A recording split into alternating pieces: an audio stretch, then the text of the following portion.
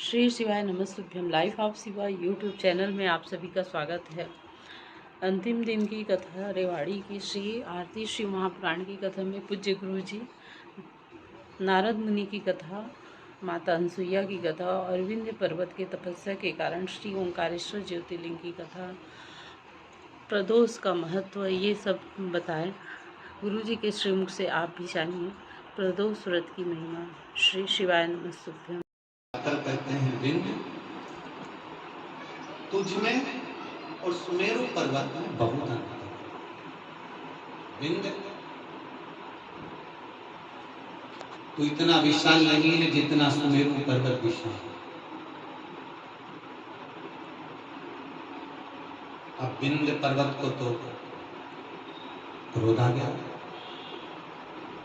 जब विंध्य पर्वत को क्रोध आया तो विंध्य पर्वत ने विचार करा कि अब कुछ भी हो जाए, मुझे इतना ऊंचा बनना है, इतना ऊंचा बनना है कि देवता तक मेरा पर्वत की श्रृंखला पहुंचे।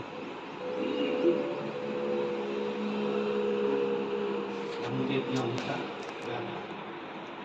इतना ऊंचा पहुंचे। विंध्य ने अपना विस्तार किया। सुमेरु पर्वत से भी ऊंचा विंध्य पर्वत पहुंचा। सूर्य के अश्व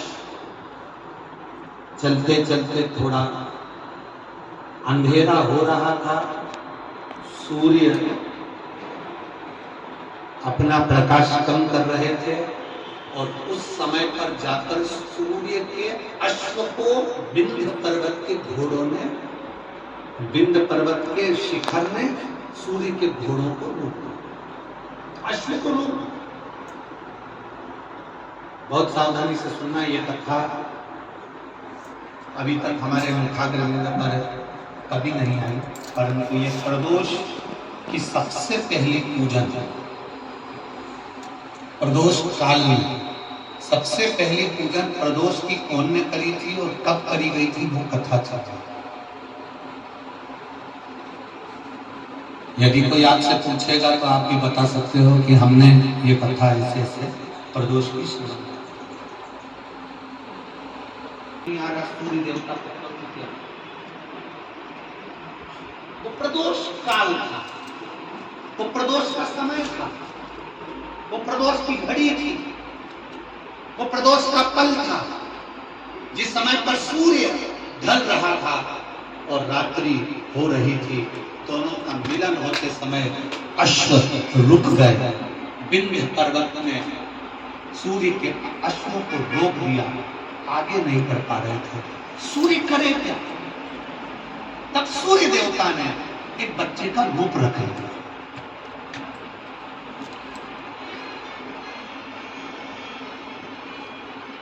ये दुनिया के लोगों को मालूम होना चाहिए कि पहला प्रदोष का उपास व्रत, प्रदोष की पूजन किसने करी। ये आपकी आराधना में आपकी चित्तवृत्ति में आना चाहिए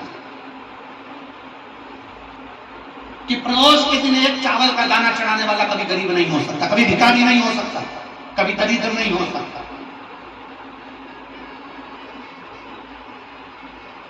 जब तक मालूम नहीं होना तब तक आप भटको।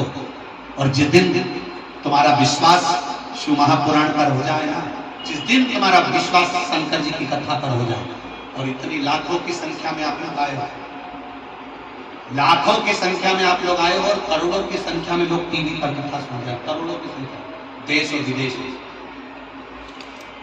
एक निवेदन करूंगा पूरे जितने चैनल वाले कथा सुन रहे हैं और जितने यहाँ कथा सुन रहे हैं,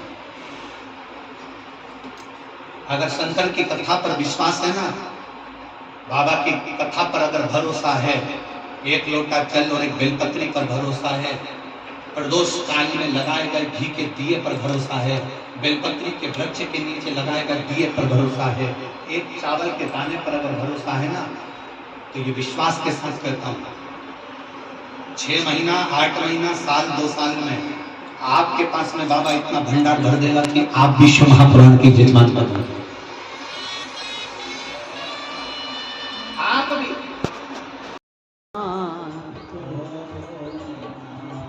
मेरे ओ भोलेनाथ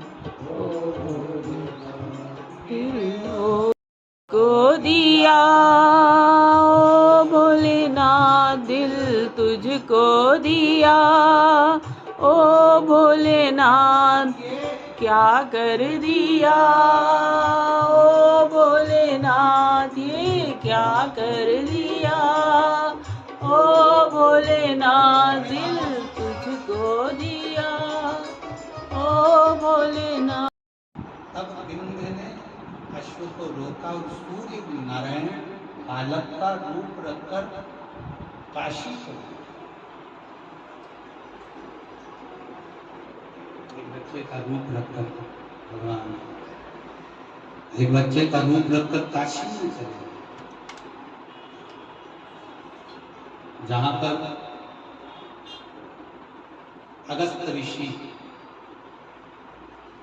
बैठकर भगवान शंकर की आराधना कर,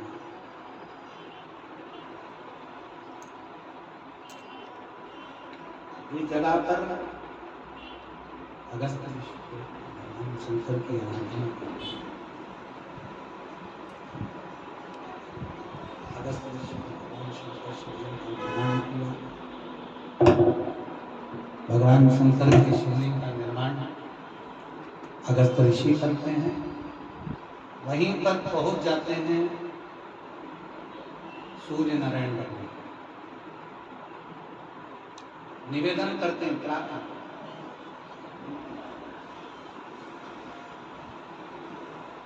आप कृपा करिए। अगस्त बाबा ने पूछा कि तुम कौन हो? भास्कर देव सूर्य नारायण बच्चे का रूप रखे हुए थे, तो वो अपने असली स्वरूप में प्रकट होकर कहते हैं मैं सूर्य नारायण,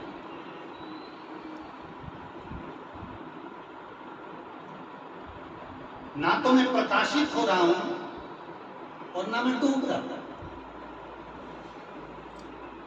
एक प्रदोष का समय, प्रदोष काल में मुझे अटका दिया उस विंध्य ने। आप कृपा करिए। अगस्त ऋषि ने कहा कि तुम एक काम करो सूर्यदेव, तुम पार्थिव शिवलिंग का निर्माण कर कर पूजन करो, व्रत करो, एक अक्षत, एक बेलपत्र, एक शमी पत्र तुम्हारी उलझन को समाप्त कर दो। मेरी जीजियों, प्रदोष का इंतजार भी मत करा करो कि प्रदोष का दिन आएगा या प्रदोष का दिन आएगा तो हम गला पकड़ रहा है। प्रदोष का दिन आएगा तो हम भगवान शंकर को प्रदोष के समय में, शाम के समय पर हम बेलपत्र, शमी पत्र, चावल समर्पित करें। आप तो प्रयास करा करो। कभी अगर मौका मिल जाए तो प्रदोष काल में, प्रदोष के समय पर एकांतेश्वर शिवलिंग मिल जाए, कहीं एकांत में कोई शंकर भगवान का शिवलिंग मिल जाए, एक बेलपत्र लो, उसके ऊपर एक शमी पत्र रख लो, एक चावल का दाना रख लो, अपने मन की बात बाबा से कहकर श्री शिवाय नमस्तुभ्यम बोलकर शंकर भगवान के अशोक सुंदर वाली जगह पर स्पर्श कराकर वही शमी पत्र, वही अक्षत का दाना, वही बेलपत्र शंकर भगवान के शिवलिंग पर उसको समर्पित करो। समर्पित करते समय ये जो डंडी का मुख है, ये जहाँ जलाधारी होती है, पानी बहता है, उस ओर डंडी का मुख होना चाहिए। जिधर पानी बहता है उधर से करो।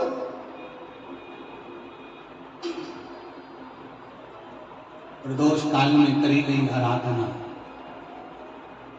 प्रदोष काल में किया गया भजन, केवल प्रदोष के दिन ही नहीं, प्रदोष काल में कभी भी शंकर को याद करो। वैसे तो शंकर भगवान को याद करने के लिए कोई समय निश्चित नहीं किया गया कि इस समय शिव जी को याद करना। मौत का और महाकाल का आने का समय कभी निश्चित नहीं होता। मौत आने का समय भी निश्चित नहीं होता, कब व्यक्ति की मृत्यु हो जाए, कब प्राण छूट जाए, कब बीपी शुगर कभी गड़बड़ हो जाए, कब किसको कौन सा रोग हो जाए, कब किसको अटैक आ जाए, कोई समय का भरोसा नहीं है। मौत का जैसे समय नहीं होता, उसी तरह महाकाल के भजन का, शंकर भगवान के गुणगान का, शिव जी की भक्ति का कोई समय नहीं है।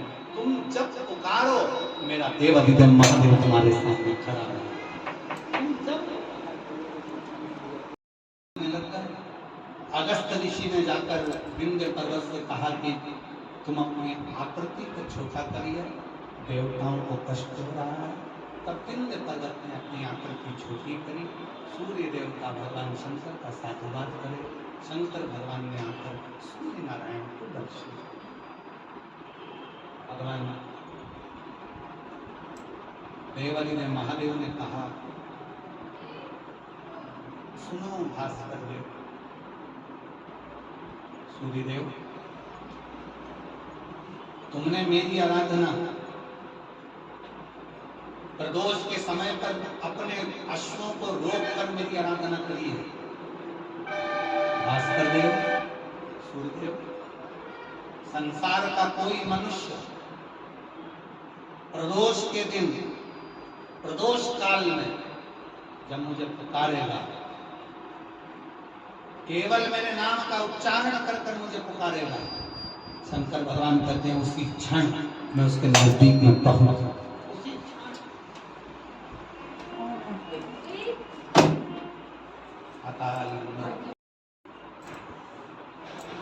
बारह ज्योतिर्लिंग का चरित्र स्मरण कराते हुए कुंडुका जी चंचुला देवी से कहते हैं, चंचुला,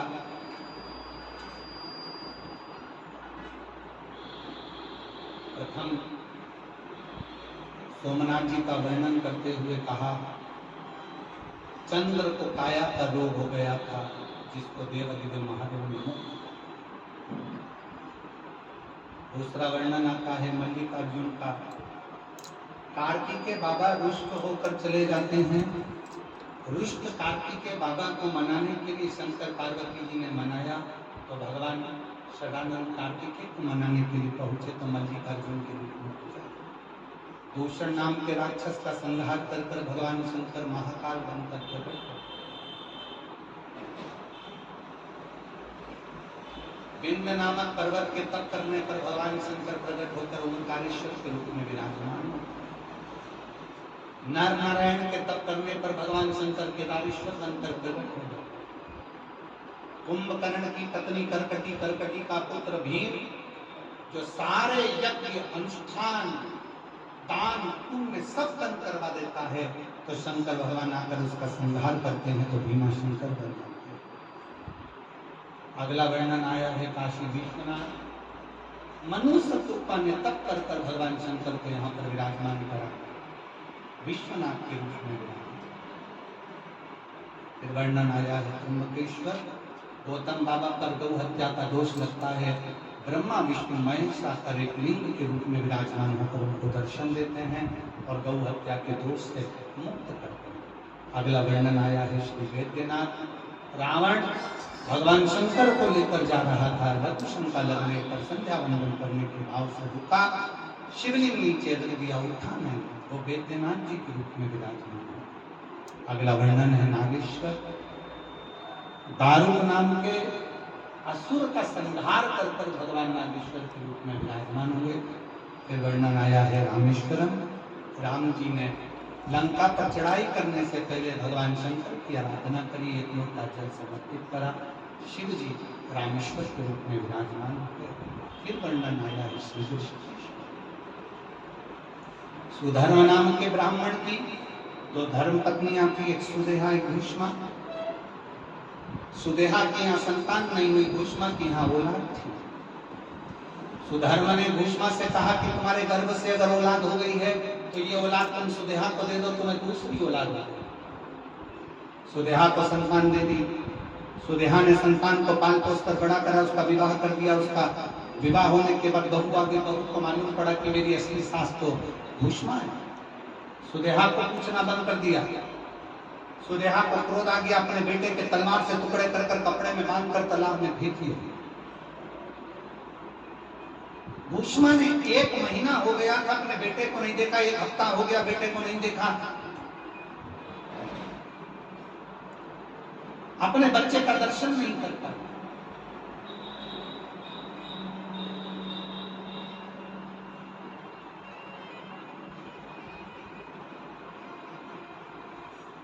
और जब अपने बच्चे का दर्शन नहीं कर पाई भीष्मा,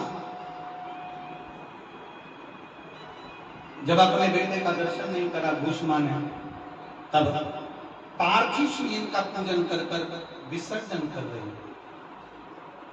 और पार्थिव शिवलिंग का विसर्जन करते हुए उसके मन में आया मेरे बेटे का दर्शन हो। बाबा देवादिदेव महादेव ने उसके बेटे को, मरे हुए बेटे को वापस जीवित करा और शिवजी कृष्णेश्वर महादेव के नाम से विख्यात। ये 12 ज्योतिर्लिंग का चरित्र जब तुमरुका जी कह रहे हैं, चंचुला देवी का पति बिंदु प्रेत योनि से मुक्त हो जाता है, चंचुला खंड सौभाग्यवती होकर पति के धाम में चली जाती है। शिव महापुराण की कथा कहती है, भगवान देवादिदेव महादेव की यह 5 दिवसीय शिव कथा तुमरुका जी कहते हैं, देवादिदेव महादेव अपने मस्तक की बेलपत्र उतार कर शिव पोथी को समर्पित करते हैं। भगवान शंकर की यह पवित्र कथा श्री सुनील। श्री शिवाय नमस्तभ्यम। लालसराय प्रतिमा पांडे में आप मन के स्वागत है। और तिहार की शुरुआत हो गई है।